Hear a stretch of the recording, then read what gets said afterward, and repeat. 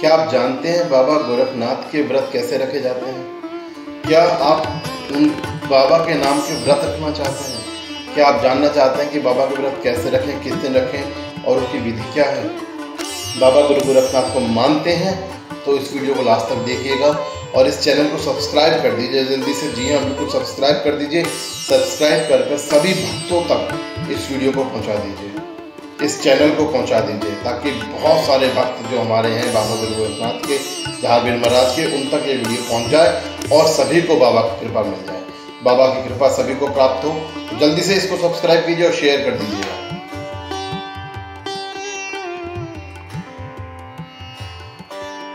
गुरु गोरखनाथ की जय, बागड़ वाले की जय, धामहार की जय, नीले घोड़े वाले की जय, जय हो मेरी गोगा जी महाराज। अब बात करते हैं बाबा के व्रत की। जहां तक बाबा के व्रत की बात है तो देखिए, मैं फिर बोलता हूं कि बाबा गुरु गोरखनाथ का कोई दिन है ही नहीं, उनको तो सारे दिन ही बाबा के हैं, सारे दिन बाबा के हैं।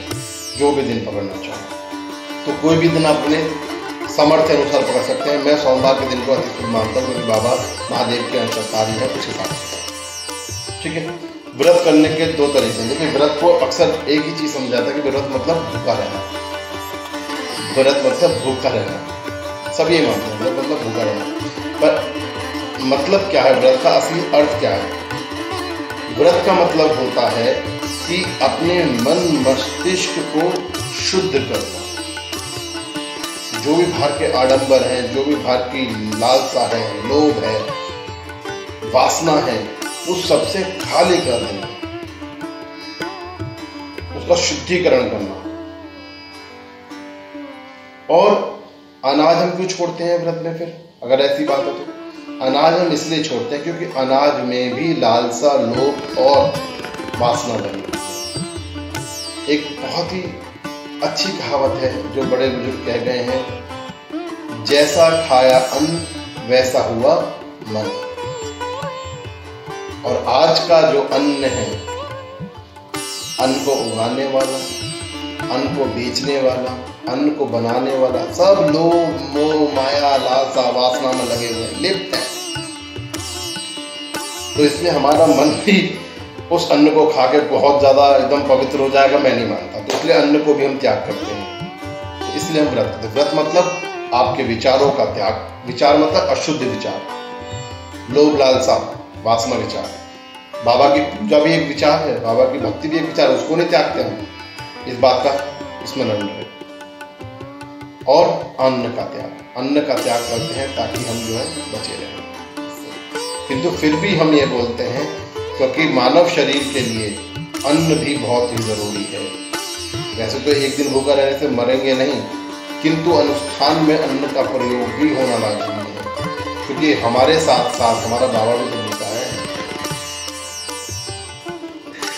जब भक्त भूखा होता तो भगवान भी नहीं खाते भाई। अगर आप सच्ची श्रद्धा से व्रत रख रहे हैं ना, तो मैं आपको गारंटी देता हूँ भाई साहब कि आपका भगवान, आपके महाराज, आपके गुरुदेव, वो भी आपके भूखे रहेंगे जब तक आप अन्न ना खाएंगे, जब तक आप अपना पेट न भरेंगे। यही तो महिमा है बाबा की, यही तो महिमा होती है इसको भी। और भावना सच्ची होनी चाहिए। ठीक है, तो दिन आपने तय कर लिया कोई भी एक दिन। मैंने सोमवार बता दिया, आपको सोमवार तय कर दिया। सुबह को उठिए, नहाइए धोइए, आराम से पूजा पाठ कीजिए और उसके बाद बाबा की जोत लगाइए। जिस दिन आप व्रत रखे, ध्यान रखिएगा, रोजंदारी की पूजा से अलग दोबारा पूजा आपको बाबा की करनी है, अलग पूजा करनी है एकदम से।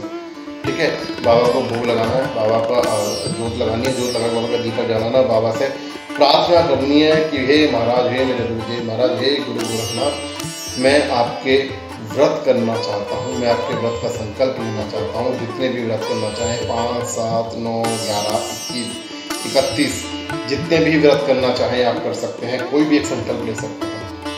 और आप अगर व्रत किसी भी मनोकामना की पूर्ति के लिए कर रहे हैं, देखिए आज मैं एक बहुत ही गुप्त रहस्य बता रहा हूँ आपको, मनोकामना की पूर्ति के लिए व्रत कर रहे हैं अगर आप, तो आपको उस वक्त जिस वक्त आप प्रार्थना कर रहे हैं, उसी वक्त उस मनोकामना को पिताजी महाराज को, गुरु महाराज को बता देना कि हे गुरु महाराज, मैंने 5 व्रतों का निर्णय लिया है, मैंने 7 व्रत का संकल्प लिया है, मैंने 9 व्रत का संकल्प लिया है, मैंने 11 व्रत का संकल्प लिया है मैं व्रत करूँगा महाराज, और मैं आपसे प्रार्थना करता हूँ कि इन व्रत के फलानुसार आप मेरा फलाना काम पूरा करा दीजिए या फलाना इच्छा पूर्ण कर दीजिए, जो भी अच्छा लेकर आप व्रत करना चाहते हैं। अगर वैसे ही करना चाहते हैं बाबा की श्रद्धा में, तब तो कोई दिक्कत नहीं, बस इतना ही प्रार्थना बहुत है कि मैं व्रत कर रहा हूँ। इसको संकल्प को पूर्ण कराइए और मुझ पर करना शुरू करिए। संकल्प को संपूर्ण कराने की जिम्मेदारी महाराज को छोड़ दीजिए। भाई आपने कंधों को मत रखिएगा, तुम्हारे कंधे इतने मजबूत ना हैं, तो इसकी जिम्मेदारी बाबा पे छोड़ दीजिए कि हे महाराज मैं व्रत का संकल्प ले रहा हूँ और इस व्रत को पूर्ण करने की जिम्मेदारी आपकी है। इस व्रत को पूर्ण कराइएगा, इस संकल्प को पूर्ण कराइएगा, हर विपदा से दूर रखिएगा। ठीक है जी, आपने संकल्प ले लिया, आपने बाबा से प्रार्थना कर ली, बाबा की जोत लगा दी, संकल्प शुरू हो गया। अब एक बात ध्यान रखिएगा, बाबा का व्रत में दो चीज बहुत ही महत्वपूर्ण है। पहली, आपका ब्रह्मचर्य का व्रत पालन करना। आप गृहस्थी हैं, मैं ये नहीं कहता आप सन्यासी रहिए, आप गृहस्थी हैं, किंतु उस दिन 24 घंटे के लिए 24 घंटे व्रत का संकल्प लेने से लेकर अगले दिन तक, जब तक आप पूजा करते हैं, 24 घंटे के लिए आपको ब्रह्मचर्य व्रत का पालन करना है। और ब्रह्मचर्य का व्रत का पालन आपको तन से नहीं मन से भी करना है। तन से नहीं, मन से, मस्तिष्क से भी आपको ब्रह्मचर्य व्रत का पालन करना है, पहला। दूसरा, जब आप व्रत ले रहे हैं तो पूजा करने संकल्प करने के बाद में आप अन्न का त्याग करेंगे और व्रत खोलने के लिए शाम के वक्त अपने अनुसार, अगर आप नौकरी पेशा वाले हैं, बाहर जाते हैं, भीतर जाते हैं, तो आप जल पी सकते हैं, जल पानी पी सकते हैं। और उसका ध्यान रखिएगा जो गिलास होगा वो आप खुद अपने हाथ से धोएं। भाई साहब आप चाहे किसी नौकरी पेशा वाली जगह पे जा रहे हो, या तो मतलब स्वच्छ गिलास होना चाहिए, पहले बता दूँगा। ऐसा नहीं है कोई किसी को उठा के ले आपने पी लिया, तो उसका ध्यान रखिएगा। कोशिश कीजिएगा अपनी बोतल या अपना गिलास अपने साथ रखें। तीसरी बात, शाम को आपको व्रत खोलना है अपना, शाम को व्रत खोलना है, दिन में आपको व्रत नहीं खोलना। इसमें कोई बाबा के व्रत में मैं माफी चाहता हूँ कि ऐसा मेरे उसमें बाबा के विधान में कुछ नहीं है कि आप दिन में भैया ये खा लो वो खा लो, ठीक है। बाबा का व्रत है, साधुओं का व्रत है, सन्यासी का व्रत है, ऐसे होता है।